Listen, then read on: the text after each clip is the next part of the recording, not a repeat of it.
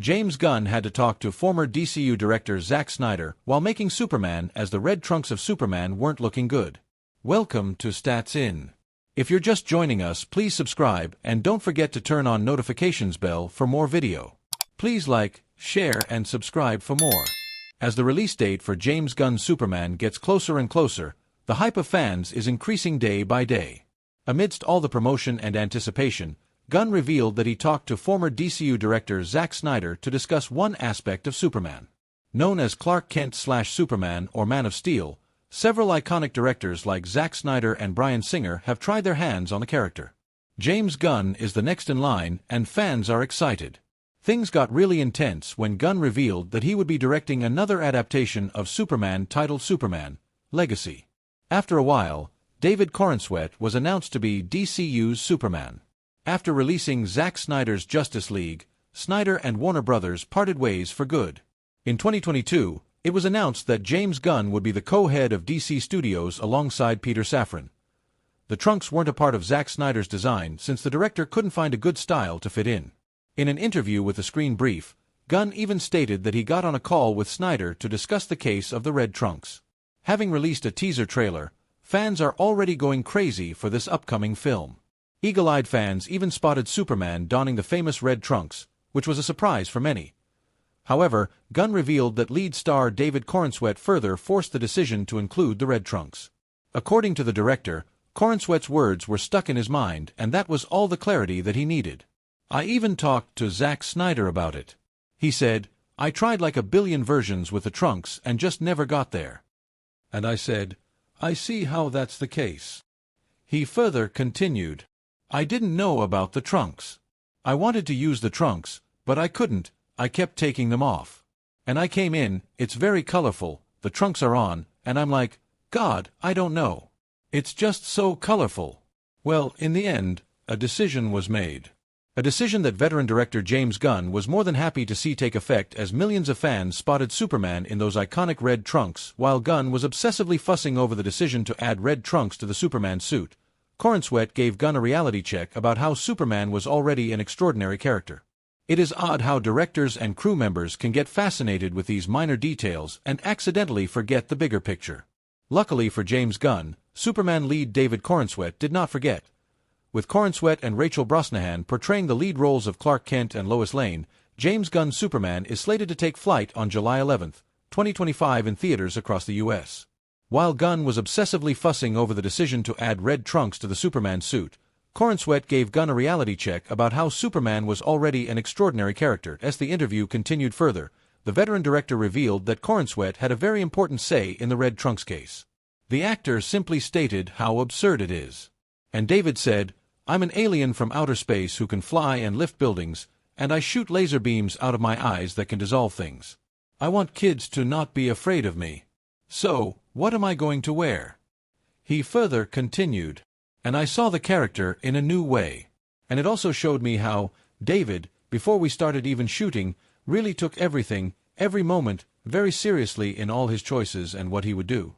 Well, the world is waiting for David Corenswet and James Gunn's Superman to take flight. The red trunks look fantastic in the teaser, and fans are overjoyed to see the nostalgic costume return to modern times.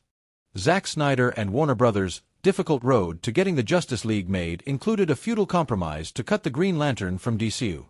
Welcome to Stats In. If you're just joining us, please subscribe and don't forget to turn on notifications bell for more video. Please like, share and subscribe for more.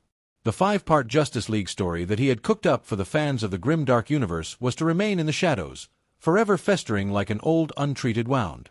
However, Snyder has managed to outlive and outgrow the controversy and scandal wrought on by the DC Extended Universe. In the aftermath, the director found himself accepting the possibility that he would never again visit the DC Universe. As such, it was an easy decision to spoil the rest of his Justice League story, which was set to complete his 5-part DCU trilogy. Zack Snyder has always been a visionary when it comes to expansive storytelling. His hold over comic book lore and the cinematic medium combined to give the audience and the studios an unprecedented experience that almost launched a rebellion across the globe for the sake of one film. Bringing in Martian Manhunter was a compromise on his part when Warner Brothers refused to concede on their end.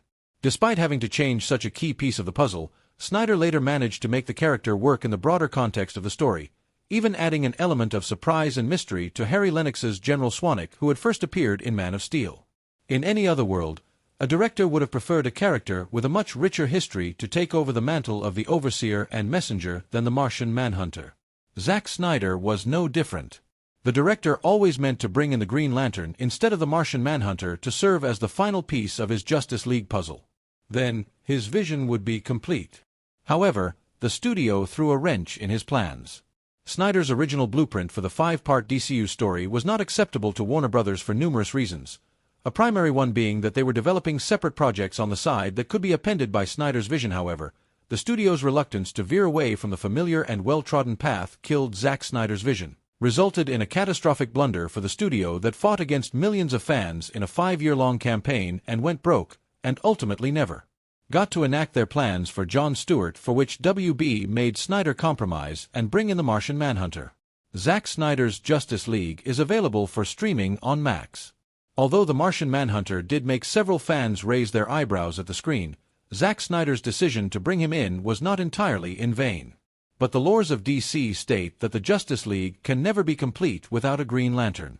With a number of creative changes that Snyder applied to his reimagined DCU, the absence of one wasn't a deal-breaker. In a 2021 interview with Vanity Fair, Snyder revealed the behind-the-scenes deal that he brokered with the studio after his decision to bring in Jon Stewart as Green Lantern was nullified by WB. "We shot a version of this scene with Green Lantern, but the studio really fought me and said, 'We really don't want you to do Green Lantern.' So I made a deal with them, and they let me do this instead. They were like, 'We have plans for Jon Stewart and we want to do our own announcement.' So I said, 'All right, I'll give you that.' So, Martian Manhunter was the compromise."